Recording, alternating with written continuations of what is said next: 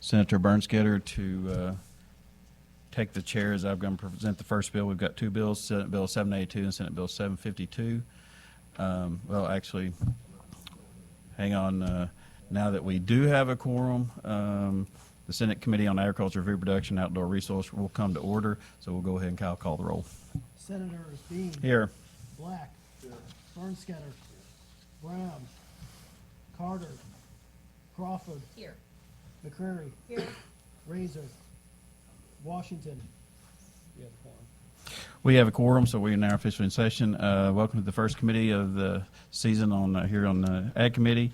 I appreciate everyone who's traveled to a long way to be here today and participate in today's hearing. For those of here to testify on legislation, please speak into the microphone, introduce yourself, and address your comments to the committee members. Once your testimony concludes, the committee members will have the opportunity to ask questions. Please keep your comments relevant to the legislation. And also, please complete the witness appearance form on the table, or please do it online. So as I said today, we've got two bills here today, Senate Bill 782, which is my bill, and Senate Bill 752. So Vice Chairman Black, would you please take the gavel? Thank you very much, Mr. Chairman.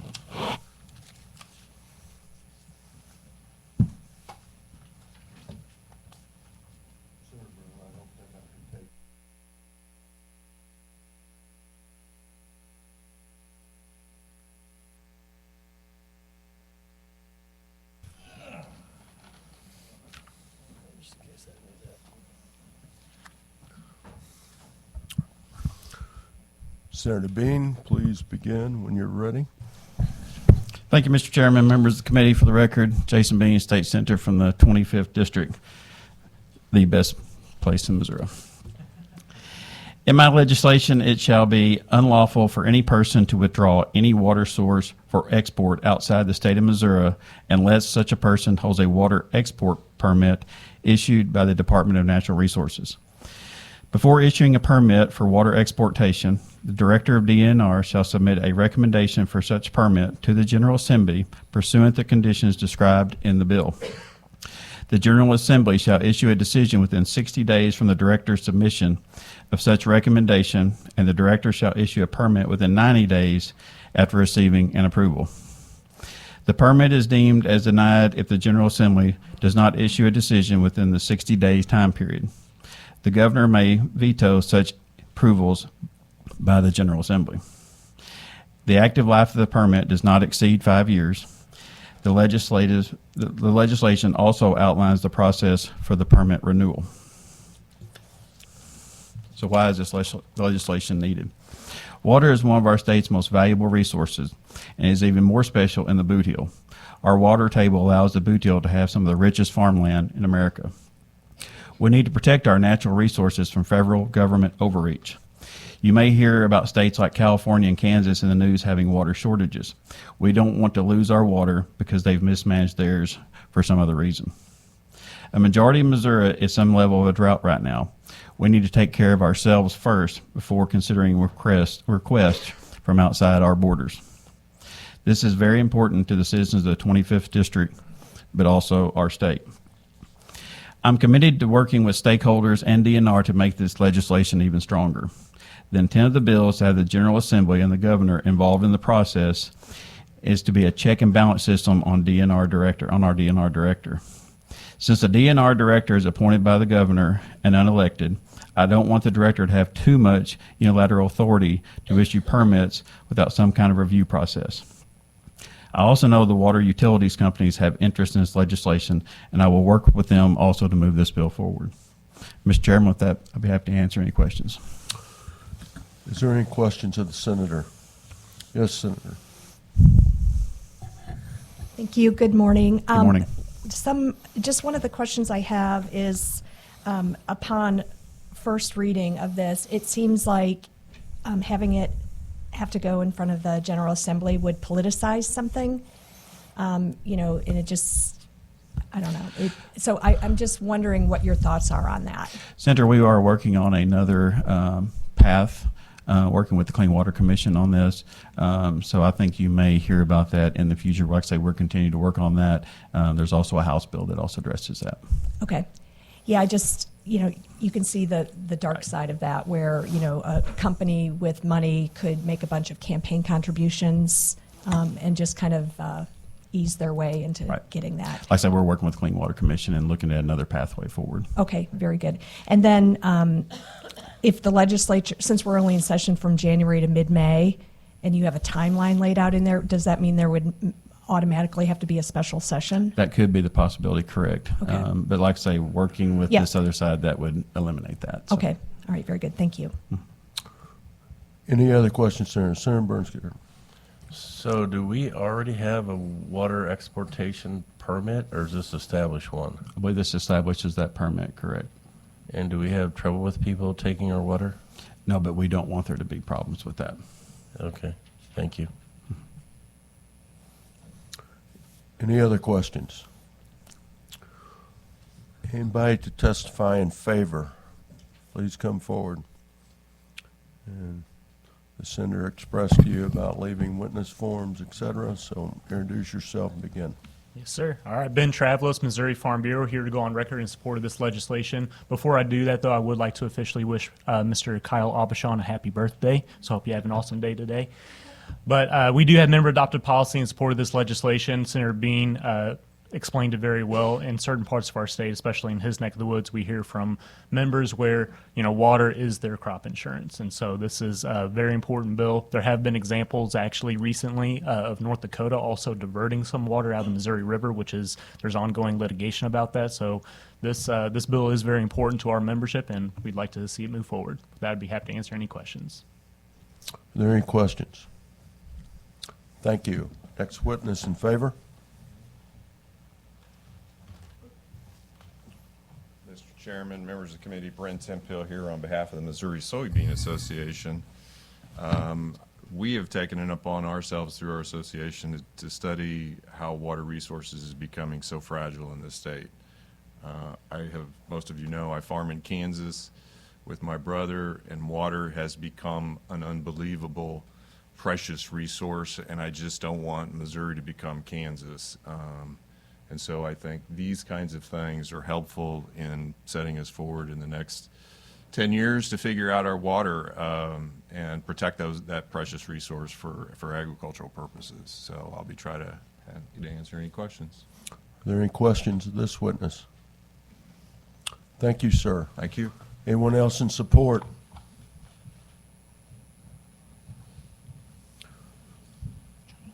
I've been sick.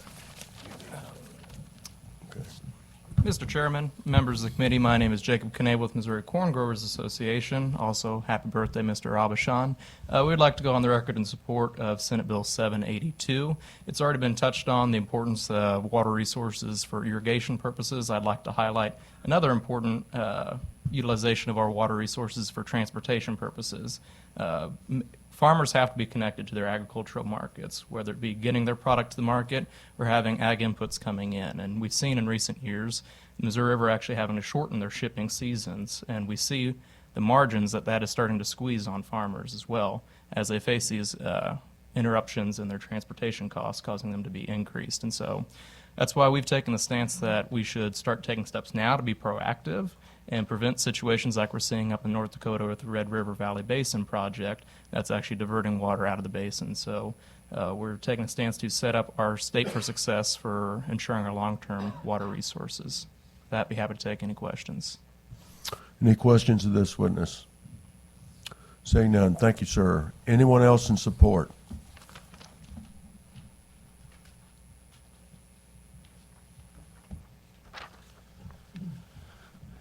Mr. Chairman, members of the committee, Tony Benz here to testify in favor of this legislation for the reasons that were already explained. We also agree the transportation issues are extremely important. We're here representing the Missouri Agribusiness Association. Sorry, I left that part out of my testimony, but happy to answer any questions. Any questions of this witness? Seeing none, thank you. Anyone else in support? Anyone else in support? Anyone opposed? Please come forward and Introduce yourself. Witness form. Look at all that's done. Lisa Panett here with Armor Vine.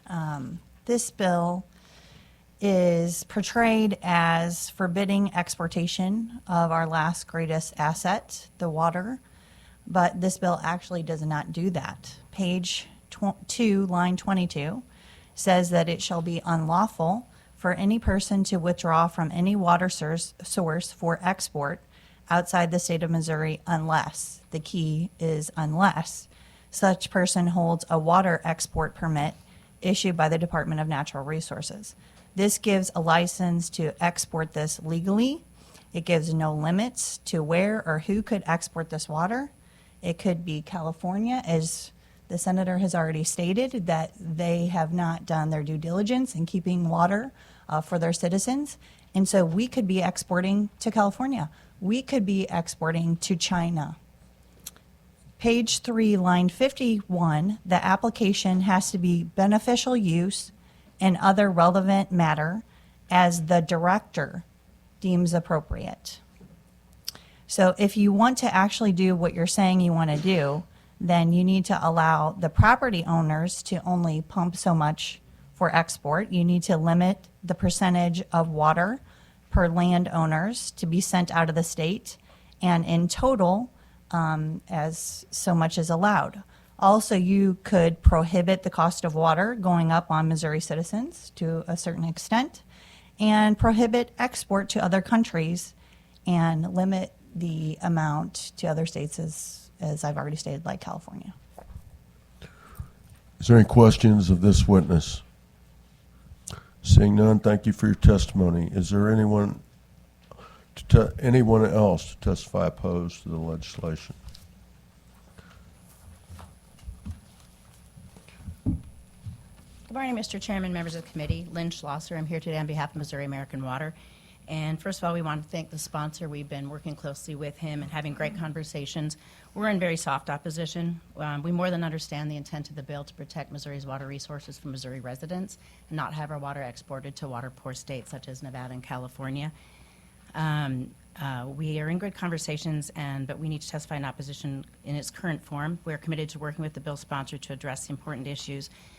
And right now, selling water to additional customers both inside Missouri and outside Missouri reduce the rate of pay for our utility customers, so it's a benefit to the residents of Missouri. We want to work with the sponsor. We know that we want to protect Missouri's water resources for both now and for future generations, so everyone has access to clean water and support the health of our communities and the growth of our economy. I'd be happy to answer any questions. Is there any questions, this witness? Yes, Senator Carter. So down in our area, as you know, they were talking about the concern that they have over water resources and building a major lagoon and actually buying up a lot of century-old farms and things like that to create a what are they calling it? It's essentially a reservoir. A reservoir. What is your impact? What do you think the impact will be as far as something like this with the concerns over our resource of water and having a lack of it as we sit? So Senator, I definitely will have to reach out to my client, but it's my understanding that that's for Missouri residents only. As you know, Missouri American Water currently has a point of sale in Missouri, but does give sell water to the downstream casino on the other side of the border. Those are the issues that we're trying to protect and making sure that those entities cannot resell the water to another state. Okay, so thank you very much. And I also wanted to say, Senator McCreary, we do agree with your comment that having legislative approval does make it a political issue, and we like to see that changed as well. Thank you. Any further questions of the witness? Seeing none. Anyone else opposed to the legislation? Anyone else opposed?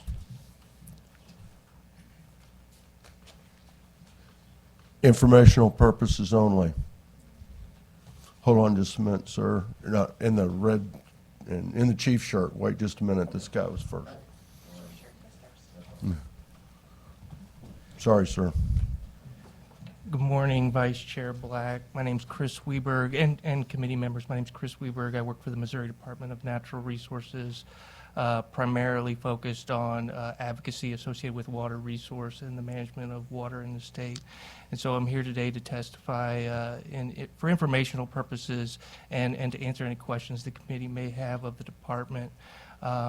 Our legislative liaison, TJ Graven, would normally address your committee. He's out sick this week, and so I'm standing in. So I did want to point out that Missouri is a riparian water state, and we are so because we have, generally speaking, a lot of available water. Obviously, we've been going through a 2-year drought, which makes that kind of challenging this year. In other years, we may see an excess of water, which is challenging as well. Riparian water states typically mean that if you have land ownership adjacent to or abutting against water, you have the right to use that water however you see fit, as so long as you don't impact others' use of that water. It's largely a very loose framework because, again, there's a lot of water in the state, generally speaking.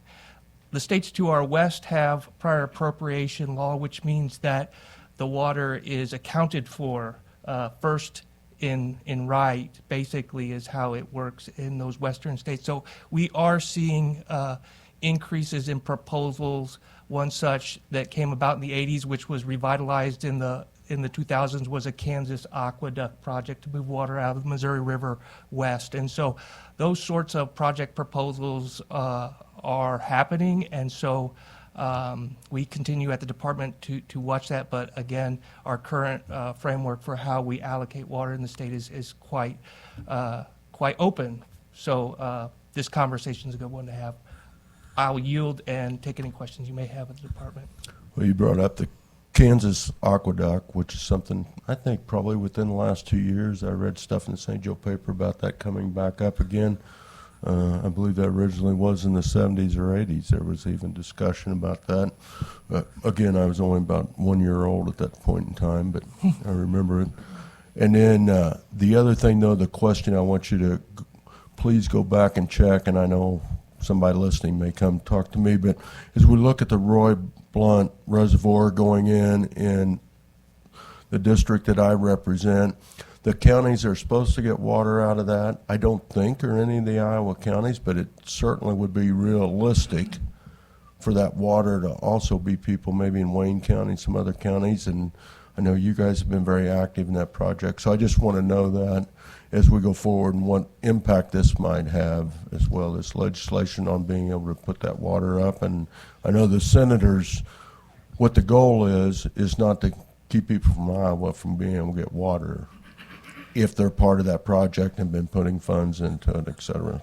So as the bill's written today, I think, export would require a permit through a process. I am aware of a lot of conversations happening to work on both the House version and the Senate version of this bill to kind of address how that would work on our adjacent customers, if you will. So, okay. Any further questions of this witness? Thank you very much. Sir.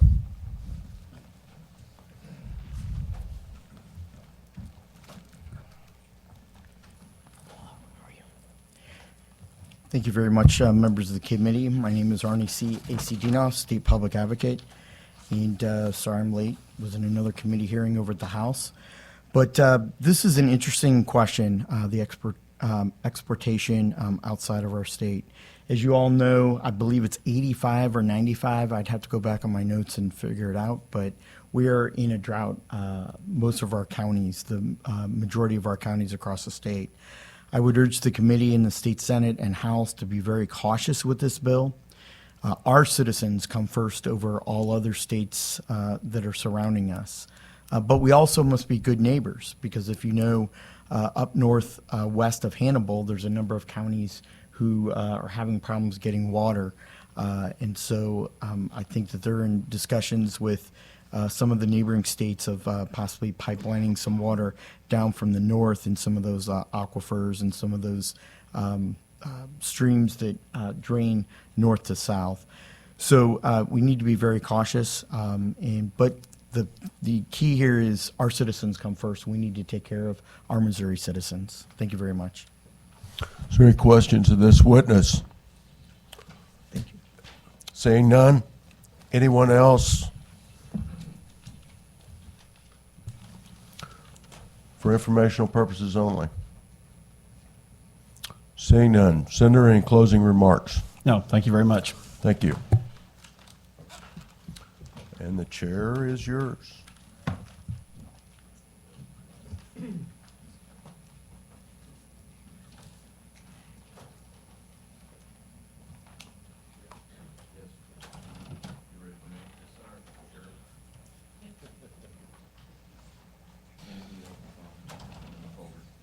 The next and last bill today is Senate Bill 752, sponsored by Senator Brown. Senator Brown, the floor is yours. Oh,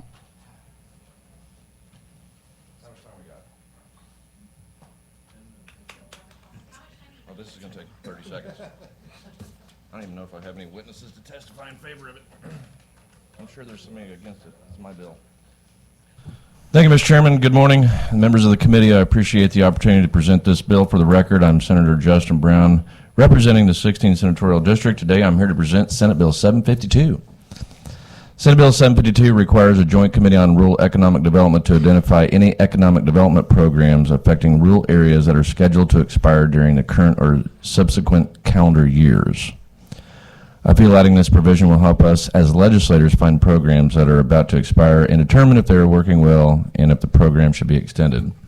This is a very simple piece of legislation, and I will entertain any questions, and I'll try to answer them to the best of my ability. Thank you. Senator. Any questions for the senator? Senator McCreary. So was there an impetus behind this? Like, did we miss something, or did an important program expire? I think it goes back to when we do like the Ag Omnibus Bill and the MASBA programs. I mean, there's so many of them in there, and that's about $100 million, price tag, collectively and all that. And if we miss one, this would help identify that needs to be in that maybe not have been. I think it's a great idea. I would like to see us do this with just about everything. One of my concerns with term limits is there's no longer that person kind of keeping an eye on something, back in the day, if Senator Good got something into statute, he would keep an eye on it for a decade or two. And, I think this makes a lot of sense. So thank you. Well, and this will directly impact like your district probably just as much as anybody in the rural areas too, as far as like there's a lot of like urban farming tax credits that we miss out on that don't get taken advantage of, but they're out there and available. Maybe people don't know about them, so that'll help identify that too. Any other questions for the senator? Senator Bernskader. Ashley, am I on the rural economic development? No. I would. I would. I'm Justin Rural Economic Development Brown. Sounds like we may have a new member. Well, absolutely. Any further questions for the senator? Seeing none, anybody here to testify in favor of Senate Bill 752?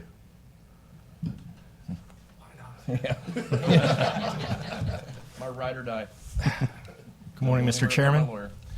Members of the committee, for the record, my name is Jason Zamkus. I'm a registered lobbyist appearing on behalf of the Association of Missouri Electric Cooperatives. Just want to go on record in support. Thank you, Jason. Happy to take any questions. Any questions for the witness? Seeing none, thank you for the testimony. Anybody here else in favor of Senate Bill 752? Seeing none, anybody here in opposition of Senate Bill 752? Imagine that. Hi, Arnie. We canceled our committee this morning, so didn't get to see you. Thank you so much. Please proceed. Good morning, members of the committee. My name is Arnie C. A.C. Dinoff, State Public Advocate. And I'm against increasing any of the expiration dates or sunset clauses of any of our tax credits. Missouri is being known nationally as a tax credit state of the nation. We are impeding ourselves economic development, stymieing economic development, both rural, urban, and suburban parts of Missouri. In my opinion, we need to reorganize and revisit all of our programs economically and do the best that we can to bring business and promote employment, promote economic growth and opportunities and investment across the state. A lot of times we have so many different legislators with so many ideas. We have tons of programs that are duplicative.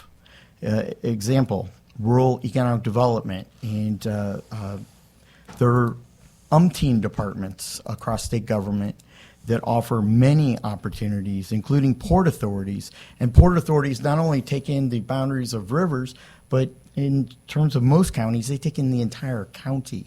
And so they are the most powerful body of government in terms of giving taxes, tax credits, AIM zones, enterprise zones, foreign exchange zones, worker zones, diverting income tax that would regularly be paid for an employee back into a special district for economic development and then investment.